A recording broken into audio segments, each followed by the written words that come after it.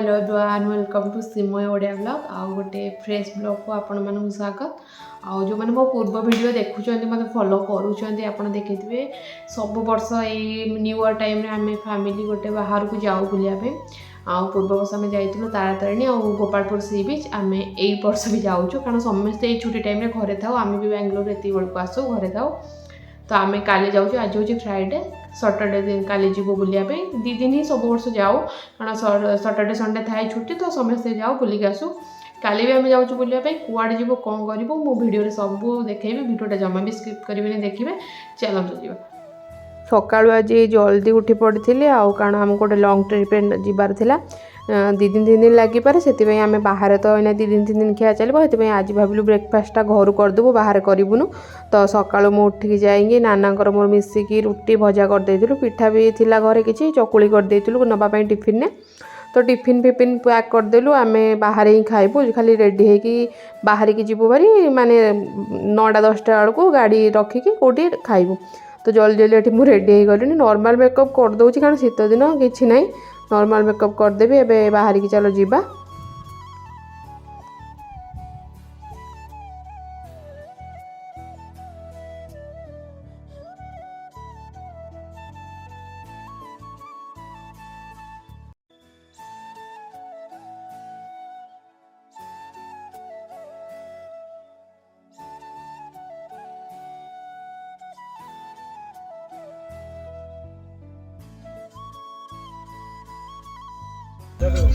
पुपीर दादा रोइले बापा को छड़ी जाए चलो चलो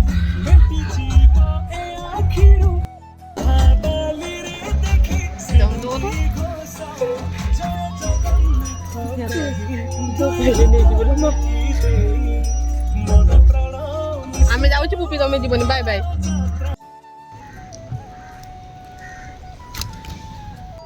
यार देख रे पो हैं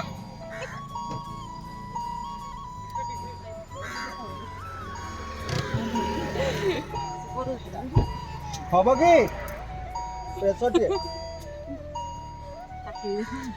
आमे पछरे समस्ते माँ नाना मु बसु आगे भाई पुपी दादा पुपी बसंती चलो जीवा शीत दिन ही बुलिया भल लगे कारण खरा दिन बहुत गरम लगे आउ शीत दिन भल लगुच बुलायापी खरा हो ठंडा भी हो तो यही सब बेले आम यही टाइम ही जाऊ बुलायापी समस्ते चलो जीवा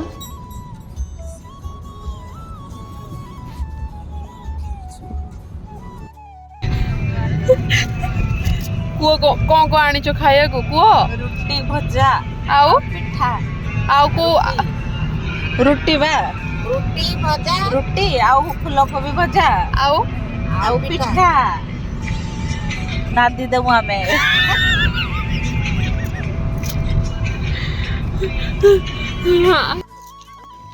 एठी गोटे रोड साइड रे रखिलु गाड़ी कारण ब्रेकफास्ट टाइम होइतिला एबे सब आमे ब्रेकफास्ट करिकी बाहरिबो आ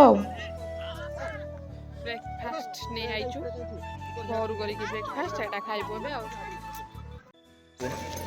रे भजा हां एठी सेना का सुविधा हो जो दरो मु कहले एडी आनलु तू आनलु एडी ऊपर खाइलो तुम एडी तू ना एडी खाइबो ना एडी डब्बा फवा तू ना खाइबोनी आ ताको धर से एपड़ पळेबो आने से गाड़ी भीतर अछि सही डोडे जोरी चलो रास्ता रे टेस्टी गोभी भजा देखाओ देखिया पिठा हटकेस नहीं आइछनी हटकेस भी नहीं आइछनी तीनटा खली हेडी आउट हेजी मु चारटा दछि ए अछि रखी दियो से रखी दी थाओ से तो खाइबे ना कोन पिठा खाइ मते भी दे मोर पिठा करे तो आखिली पिठा मोर पिठा करे देखे हमर रुटी आसीची ये पुप्पी दादा खाली भोक लानी पुप्पी दादा को भोक लानी हमर भोगी हां ती हे गला आउ कतरा दो तीनटा तो भाई उठा दे दे मुझे ऊपर पानी दियो अब हमें से खाई लेनी हो हां खा तू दे आउटा खोल दे तुम्हें खाऊ ना से बाड़ी पे बाट दवा तो कैसे खाई दो और मैं खा दवा तो ଆରେ ଆସେ ଖାଇଲେ ତାର ମଜା ନା। କାହିଁ ସେ ଖାଇକି ଆଇଛନ୍ତି? ଓହୋ ତତେ କେତେଟା ଦେବି ରୁଟି? ମୋର 2ଟା ରୁଟି ପିଠା।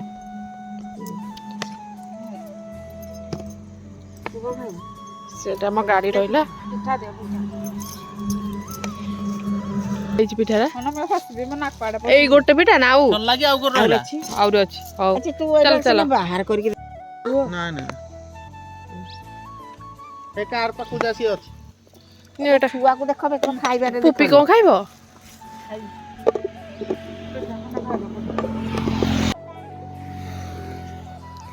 ଏମିତି ଖରା ହଉଥିବ ରୋଡ ସାଇଡରେ ଜଙ୍ଗଲ ଭିଉ ଥିବ ତ ଖାଇବାର ମଜା କିଛି ଅଲଗା। ସେମିତି ଆମେ ନେଇଯାଇଥିଲୁ ରୁଟି, କୋବି ଆଳୁ ଭଜା, ପିଠା। ତ ଠିଆ ହେଇକି ସମସ୍ତେ ମିଶିକି ଖାଇଲୁ।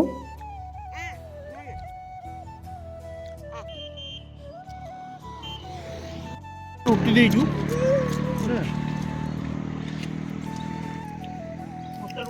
ସେ ଖାଇବ ବୋଲି।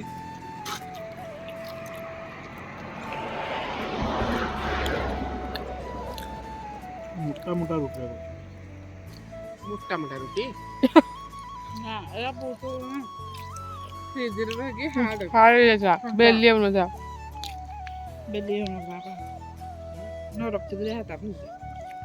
ଏବେ ସଇଲା ରୁଟି ଭଜା ପିଠା ସବୁ ଖାଇଦେଲି। ଏଇ ଚାଲ ଯିବା। ତ ଆମ ଗାଡି ପୁରା ପ୍ୟାକ୍। କଦଳୀ ଖାଇବ କି? କେତେ ଖାଉଛୁ? କଦଳୀ ଗୋଟେ ଖାଇଦେ। ପାଇଲୁ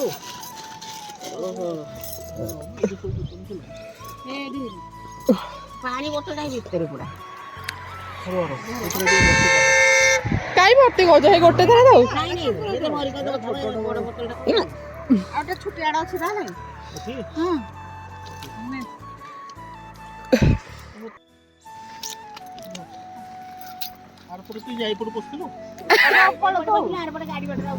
ଗାଡି ଏବେ ଆସୁନି।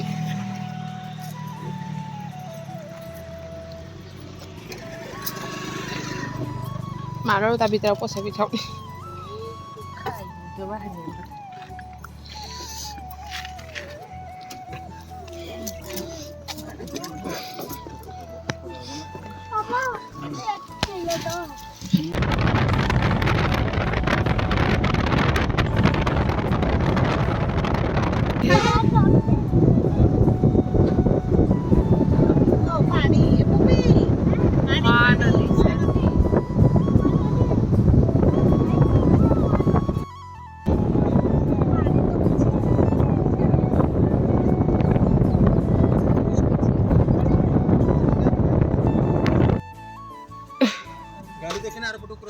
ଲଞ୍ଚ ଟାଇମ୍ ହେଇଯାଇଥିଲା କାରଣ ସକାଳୁ ହିଁ ରୁଟି ଭଜା ସମସ୍ତେ ଖାଇକି ଯାଇଥିଲୁ। ଯେହେତୁ ଆମେ ବହୁତ ଦୂର ବାଟ ଯିବାର ଥିଲା ତ ଲଞ୍ଚ ଟାଇମ୍ ହେଇଯାଇଥିଲା। ତ ଭାବିଲୁ ଖାଇକି ହିଁ ଯିବୁ ଭାରି, ପୁଣି ଟ୍ରାଭେଲ୍ ବହୁତ ଦୂର କରିବାର ଅଛି ଆମକୁ। ଆଉ ଏଠି ପାଖରେ ହିଁ ଯେଉଁ ମାନେ କିଛି ନଥିଲା ସେମିତି ବହୁତ ଭୋକ ହେଉଥିଲା ପୁପିଙ୍କୁ, କାରଣ ପୁପି କିଛି ଖାଇନଥିଲେ। ସକାଳେ ଯାହା ଘରେ ଟିକେ ଖାଇକି ଆସିଥିଲେ ତ ତାଙ୍କୁ ଭୋକ ହେଲା, ସମସ୍ତଙ୍କୁ ବି ଭୋକ ହେଉଥିଲା। ତ ଏଠି ଆମେ ରୋଡ଼ ସାଇଡ଼୍ରେ ଗୋଟେ ଥିଲା ଛୋଟ ହୋଟେଲରେ ଢାବା ଭଳି, ତ ସେଠି ଆମେ ଭାବିଲୁ ଖାଇଦେବୁ ଜଲ୍ଦି ଜଲ୍ଦି। ସମସ୍ତଙ୍କର ଭେଜ୍ ମିଲ୍ ଥିଲା।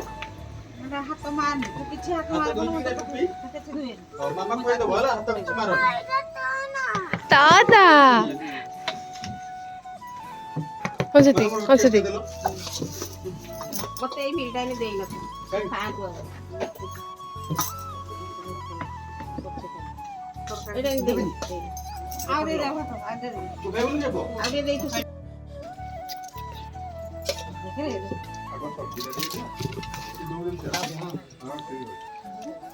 ଭାତ ନାନ୍ତି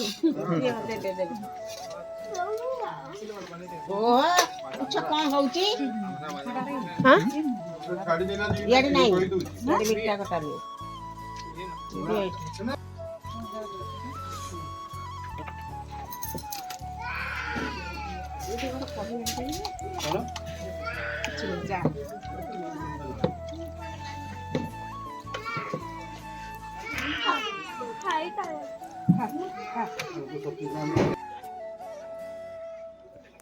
ଭେଜ୍ ମିଲ୍ରେ ଥିଲା ଆମର ଭାତ, ଡାଲି, ଖଟା, କୋବି ଆଳୁ ତରକାରୀ, ବିନ୍ସ ଆଳୁ ଭଜା, ଚିପ୍ସ ଏସବୁ ଥିଲା। ସବୁ ଆମେ ଖାଇ ଦେଇଥିଲୁ। ତାପରେ ଆମେ ବାହାରିଥିଲୁ ଯିବା ପାଇଁ।